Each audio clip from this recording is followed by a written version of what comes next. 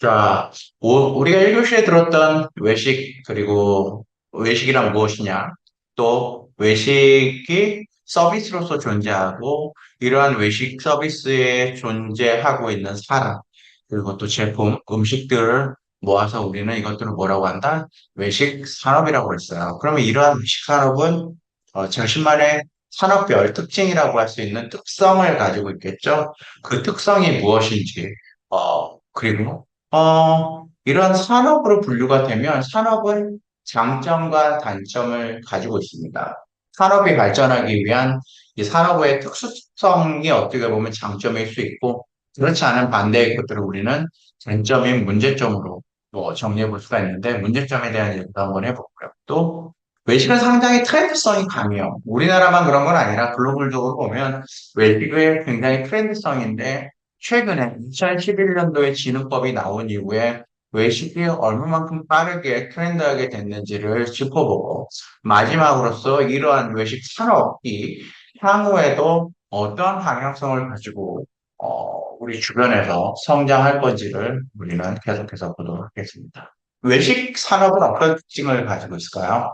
외식 산업은 다른 산업과 다르게 다양한 한 산업과의 연대하에서 성장하고 있는 산업이라고 했습니다. 그 중에 하나가 현대, 관광, 식품, 순수 서비스, 제조, 유통과 연결되어 있죠. 이런 것들이 연결되어 있지 않으면 외식 서비스, 외식 산업은 혼자서 살아갈 수가 없어요.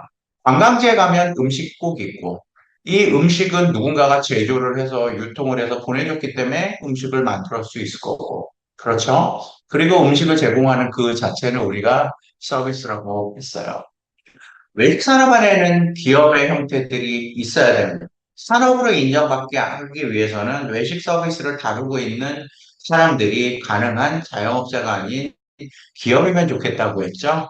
그렇기 때문에 기업, 물론 이제 대기업도 있어요. CJ나 SPC와 같은 소수의 대기업이 있고, 그리고 나서 약 한 8천 개, 우리나라에 약 한 8천 개의 프랜차이즈, 가맹 본사, 본부가 있고, 그리고 나서 마지막으로 다수의 개별 외식 기업이 있습니다.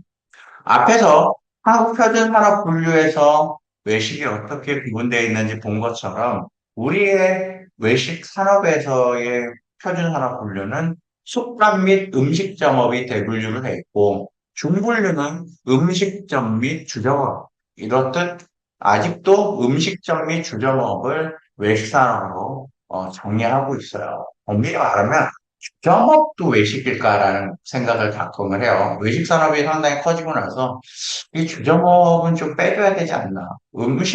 음식은 푸드에 가깝고 우리가 푸드 서비스 인더스트리라고 했는데 음식이 아닌 음료나 이쪽은 비버리지 이쪽으로 가야 되는 게 아닌가라고 저는 개인적으로 생각하고 있지만 통계청 분류는 음식점 및 주점업을 통틀어 외식 산업이라고 합니다. 자, 이런 외식 산업은 경쟁이 너무 심해. 특히나 우리나라에서. 글로벌적으로 보면 모든 국가들이 경쟁이 심한 건 아닌데, 또 이러한 과당 경쟁 안에서 생산성이 상당히 빠릅니다. 과당 경제하고 있죠. 근데 성장은 빠르죠. 그러면 어떤 일이 생길까요? 영세해집니다.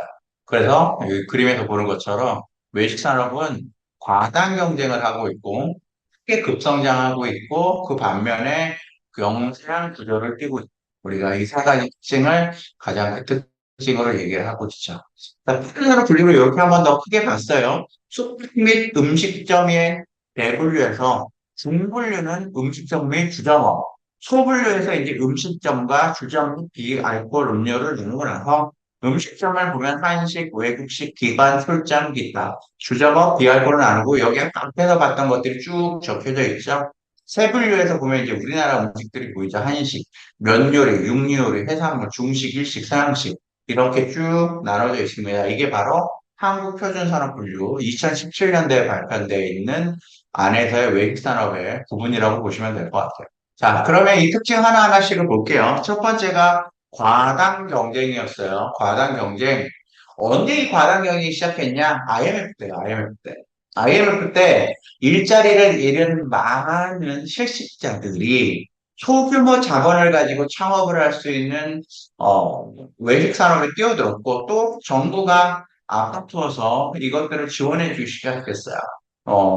코로나 때 한참 들었던 소상공인 시장진흥공단이라는 데를 통해서 또는 다른 여러 기관들을 통해서 장사, 외식이라는 장사를 할 수 있는 사람들한테 많은 비용을 지급을 해줬죠. 그러다 보니 이런 일이 생겼습니다. 이게 2020년 통계 자료인데 한국은 인구 64명당 한 개의 매장을 갖고 있어요. 미국은 499명당 한 개, 일본도 208명당 한 개예요. 그러니까 특히나 유럽 사람들이 보면 그런 얘기를 해요. 유럽에 가면 잘 안 보이는데 한국 잘 안 보이죠. 근데 한국에 오면 왜 이렇게 간판이 많냐? 일본을 가도 간판이 모여있는 특정 지구가 있어요. 근데 우리나라는 그렇지 않죠. 길거리 어디를 걸어도 간판이 없어요. 아니, 없는 곳이 없어요. 근데 그 간판이 어떤 간판들이다? 외식을 주로 하는 사람들의 간판이다. 상당히 많죠. 예, 과당 경쟁을 하고 있습니다. 이토록. 자, 이런 사람들이 과연 뭘 팔까요? 간이 음식, 커피, 피자, 햄버거, 샌드위치, 이런 것들을 2019년 이후에 크게 늘었고, 뭐 주점이나 이런 것들은 줄었다고 해요. 그러니까 가장 중요한 거는 뭐 업종 보면 이 사업체 중에서 음식 작업이 이렇게 차지하고 있는 비중인 거지. 최근에는 뭐가 늘 것 같아요? 이건 2019년 얘기죠. 2023년에 가장 늘고 있는 것. 주점업하고 바로 고기 브랜드들입니다. 왜요? 우리나라 문화는 그래요. 회식을 하면 또는 저녁에 나가서 외식을 하면 삼겹살을 구워 먹고 맥주를 먹어야 돼. 그리고 이제 다양한 스포츠들이 있을 때는 치킨과 같은 거를 맥주와 같이 먹는 문화들이 있기 때문에 중요한 건 어떤 특징의 브랜드들이 늘고 느냐가 아니라 대체적으로 2019년 대비 2020년 기준으로 봐도 사업체의 수 중에서도 가장 많이 차지하는 것들은 여전히 음식점이다. 네, 음식점이다라는 겁니다. 자, 지속적으로 과당 경쟁 안에서도 성장을 하고 있어요. 영세하다는 얘기는 바로 뒤에서 해보겠지만, 신기하게도 그럼에도 불구하고 성장을 하고 있습니다. 매출액, 사업체 수, 종사자 수. 종사자 수만 코로나 이후에 줄어든 거는 왜 종사자들이 코로나 때 대거 이탈을 하고 돌아오질 않았었어요. 그 중에서도 우리나라에 이제 동포라고 할 수 있는 조선족 연면에 거주하시는 많은 분들이 이제 돌아가고 나서 돌아오지 않는 일들이 생기긴 했지만 여전히 외식업의 비중은 매년 2016년만 대비해서도 매년 조금씩 성장을 하고 있고 사업체의 수도 매년 증가하고 있습니다. 그런데 2019년 코로나가 발발하고 나서 인구가 줄고 나서는 다시 회복되지가 좀 않고 있는 상태에 있어요, 현재. 중요한 건 시장이 성장하고 있다는 거죠. 코로나 와중에도 조금씩 성장을 했습니다. 근데 영세 부전은 어떻게 영세하다라는 5인 미만이 61만 5,494, 7.6%가 5인 미만. 하나의 매장을 운영하는데 5인 미만이라고 하면 뭐 나홀로 혼자 하시는 분도 있겠지만 한 명, 두 명, 세 명, 네 명, 다섯 명 이상이 지 않는 데들이 84.6%나 될 거예요. 여기에 속해 있는 사람들은 보다 가족이 경영을 하거나 혼자 경영하는데 아르바이트를 두거나 하는 5인이라는 거예요.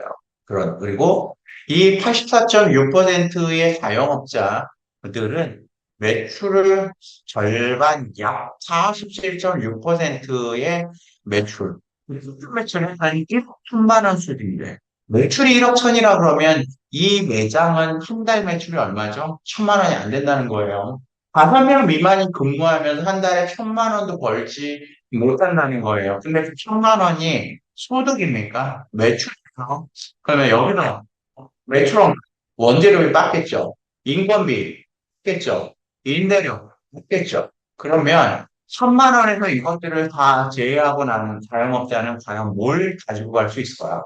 한마디로 84.6% 1만 개나 되는 매장이 한 달에 1천만 원도 매출을 못 만들고 있고 그 매출에서 가지고 가는 돈은 100에서 200만 원 사이 되는 거죠. 자영업자가 잘 벌고 잘 살 것 같지만 실제 이런 데이터를 근거로 봤을 때 대다수의 자영업자들은 뭐다? 빈곤하다. 빈곤하다. 얼마나 많은 자영업자들? 61만 개의 매장들은 한 달 총 수입이 200만 원도 되지 않을 수 있다는 거죠. 물론 이제 그중에 일부는 3만 원의 매출을 해서 인건비를 아끼기 위해서 혼자 일해서 500만 원씩 갖고 가는 사람도 있겠지만 혼자는 못하죠. 잠도 안 자고 24시간 혼자 일한다는 건 불가능해요. 대다수가 2명 또는 3명을 쓸 거고 혼자 일하는 매장은 많지 않을 것 같다. 그리고 좀 자세히 봤더니 1명에서 4명, 5명에서 9명, 다 50명 이상의 이제 기업형 자영업자들, 요 정도만 돼도 뭐 기업형인데 그렇게 많지 않아요. 평균 매출이 5명만 넘어가도 4배, 10명이 됐더니 10배, 50명이 됐더니 엄청났죠. 결국은 외식도 서비스로서 매장에서 근무하고 있는 사람이 증가하게 따라서 생산성, 노동 생산성도 증가하고 거기에 따라서 매출이 높아지면서 어때요? 이 뒤로 갈수록 수익률이 높아지는 구조를 갖고 있다는 거죠.